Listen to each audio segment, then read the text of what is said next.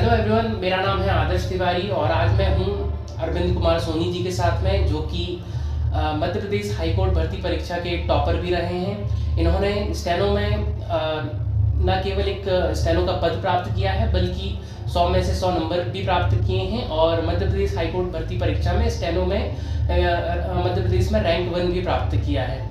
और इसके अलावा इनकी क्या तारीफ करूं मैं, इन्होंने मध्य प्रदेश ग्रुप 2 सब ग्रुप 4 परीक्षा में पटवारी का पद भी प्राप्त किया है, जिसको इन्होंने ज्वाइन नहीं किया।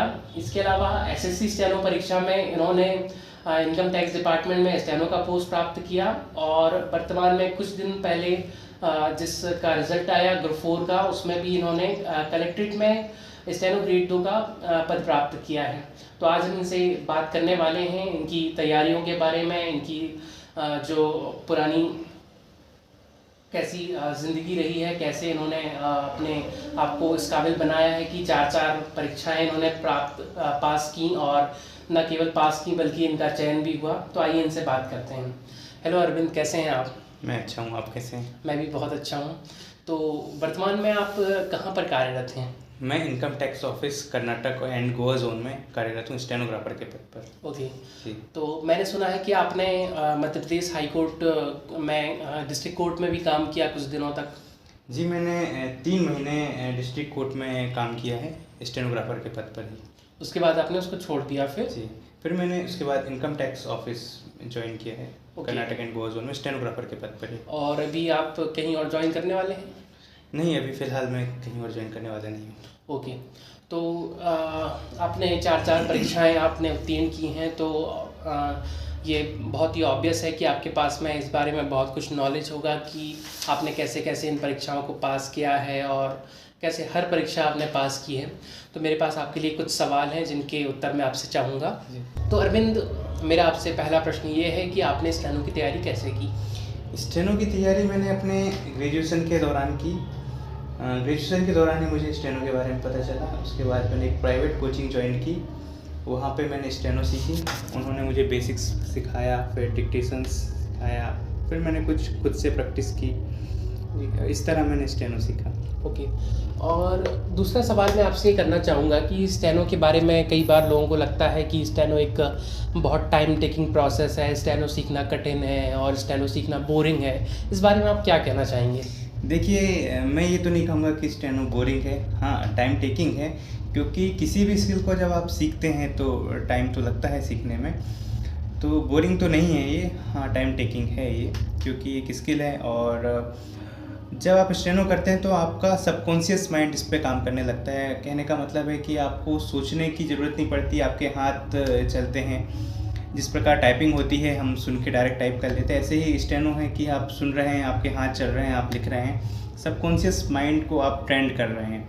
इसलिए एक टाइम टेकिंग प्रोसेस है, इसलिए लोग इसे बोरिंग कहते हैं, पर बोरिंग नहीं है। मेरे लिए तो ये इंटरेस्टिंग रहा है और मैं अभी भी बड़े ही इंटरेस्ट के साथ अपना काम करता हूँ। जी, और एक और मेरा आपसे सवाल है कि अगर कोई स्टूडेंट स्टेनोग्राफी सीखता है या स्टेनोग्राफी का कोर्स कर रहा है, तो उसके लिए करियर में क्या क्या अपॉर्चुनिटीज़ हो सकती हैं मध्य प्रदेश हाई कोर्ट परीक्षा के अलावा?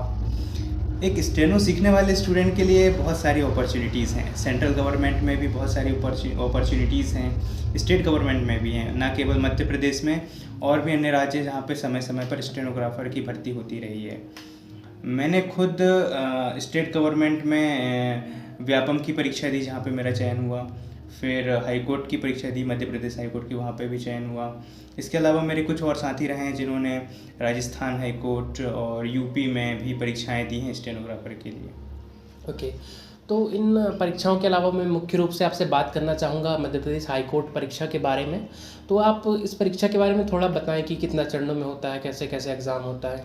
जहाँ तक मध्य प्रदेश हाई कोर्ट में स्टेनोग्राफर और सहायक ग्रेड 3 की परीक्षा की बात है, यह परीक्षा 2 चरणों में होती है। पहली जो परीक्षा होगी वो 100 अंकों की होगी।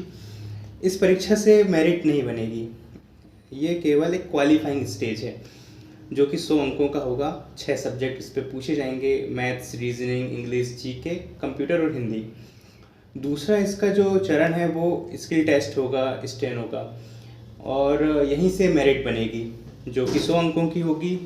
2 गलतियों के लिए 1 नंबर काटा जाएगा, और कुछ गलतियां जैसे कि कॉमा है, फुल स्टॉप है और स्पेलिंग मिस्टेक्स है, यहाँ पे आपका आधा नंबर काटा जाएगा। ओके। और मैं आपसे अगला प्रश्न ये करना चाहूँगा कि मध्य प्रदेश हाई कोर्ट में ये जो स्टेनोग्राफी का स्किल टेस्ट होता है, उसमें जो मैटर या डिक्टेशन दिया जाता है वो किस टाइप का डिक्टेशन होता है?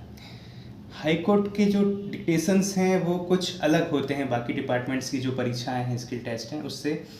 यहाँ पे लीगल टाइप के डिक्टेशंस हैं। कहने का मतलब है कि जो हमारी भारतीय दंड संहिता है वहाँ पे जिन शब्दों का उपयोग होता है, न्यायिक शब्द हैं जो, उनका यहाँ पे उपयोग किया जाता है, उससे संबंधित ही डिक्टेशंस यहाँ पे होंगी। ओके। आप मुझे बताएं कि आपने, जैसा कि मैंने आपको बताया, सबको बताया कि आपने स्किल टेस्ट में 100 में से 100 अंक प्राप्त किए हैं, आपने आधा नंबर भी नहीं गंवाया, जो कि लगभग असंभव काम मुझे नज़र आता है। तो आप मुझे बताएं कि आपने स्किल टेस्ट की तैयारी कैसे की इस परीक्षा के लिए? स्किल टेस्ट की तैयारी मैंने कुछ बाकी परीक्षाओं से कुछ अलग तरीके से की। इसमें सबसे पहले तो मेरा फोकस जो था वो लीगल वर्ड्स की जो आउटलाइंस हैं उनको सीखने पर रहा शुरू में। फिर जब मैं सीख गया तो फिर लीगल डिक्टेशंस ही मैंने स्टार्ट कर दिया लिखना। बाकी के जो डिक्टेशंस हैं जैसे कि कुछ संपादकी से लिखते हैं या और कुछ हैं, वो सब मैंने छोड़ दिया, केवल लीगल डिक्टेशंस ही लिखना स्टार्ट किया। कुछ 5 से 6 महीने मैंने सिर्फ लीगल डिक्टेशंस लिखे, उनकी आउटलाइंस की प्रैक्टिस की। और जब मैं इसमें अच्छा हो गया तो फिर मैंने फिर फोकस पे ज़्यादा ध्यान दिया कि एक भी गलती ना हो। अगर मैं 1-2 गलतियां हो रही हैं तो फिर उस पर फोकस करना कि वो गलती क्यों हो रही है, अगली बार वो गलती को हम ना दोहराएं। इस तरह मैंने उसकी तैयारी की। ओके। फिर आप मुझे एक चीज़ बताएं कि जब हम एग्ज़ाम सेंटर में जाते हैं स्किल टेस्ट देने के लिए, तो स्पेशली मैं मध्य प्रदेश हाई कोर्ट की बात करूंगा, तो वहाँ पे डिक्टेशन कैसा रहता है? क्या कोई आदमी आके लाइव डिक्टेशन देता है या फिर कोई रिकॉर्डिंग वहाँ पर प्ले की जाती है? कैसा सिनेरियो रहता है वहाँ पर? जब मैंने परीक्षा दी तो उस समय रिकॉर्डेड डिक्टेशन हमें बोला गया। डिक्टेशन बहुत क्लियर थी। हाँ, कुछ लोगों को दिक्कत हुई, उनका कहना था, पर मुझे कोई दिक्कत नहीं हुई। डिक्टेशन बहुत क्लियर होती है, रिकॉर्डेड होती है, और स्पीड को लेकर कुछ इशूज़ होते हैं, कुछ लोगों का कहना है ज़्यादा हो गई, पर मुझे लगा कि इतना भी फ्लक्चुएशन नहीं होता है। 80 में ही लगभग डिक्टेशन होता है, कभी कुछ 75 में होती है, कहीं 90 में होती है, थोड़ा फ्लक्चुएशन तो ज़रूर होता है, पर मैक्सिमम टाइम स्पीड 80 की ही होती है, और वॉइस क्लियर होती है, रिकॉर्डेड होता है मैटर। ओके।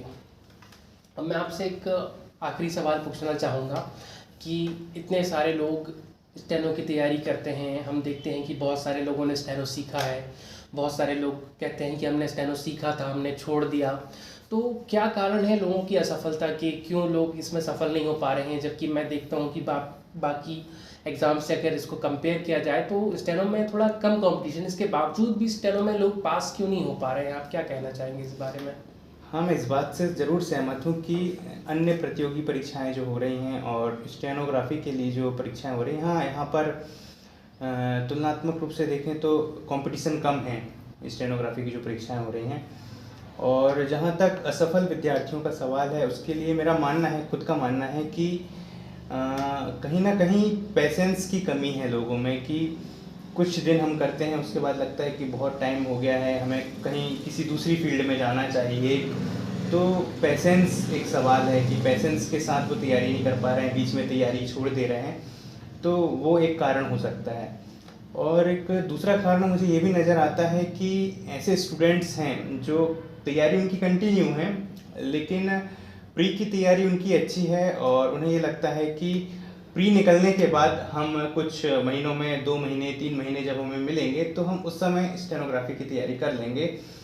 तो वो मुझे कहीं ना कहीं गलत लगता है, क्योंकि स्टेनोग्राफी कंटिन्यू चलने वाली प्रोसेस है, कि अगर आप उसे छोड़ दें तो आपके दिमाग से बहुत सारी चीज़ें निकल जाएंगी। तो आपका फोकस उतना अच्छा नहीं रहेगा, क्योंकि फोकस बहुत ज़रूरी है, और फोकस नहीं रहेगा तो दिक्कत होगी। दूसरा है कि एक दूसरा कारण ये भी है कि ऐसे स्टूडेंट्स हैं जिनका स्किल बहुत अच्छा स्टेनो लिखते हैं, लेकिन प्री उनका उतना अच्छा नहीं है, प्री की तैयारी उनकी उतनी अच्छी नहीं है, तो कहीं ना कहीं वो कमी मुझे नज़र आती है।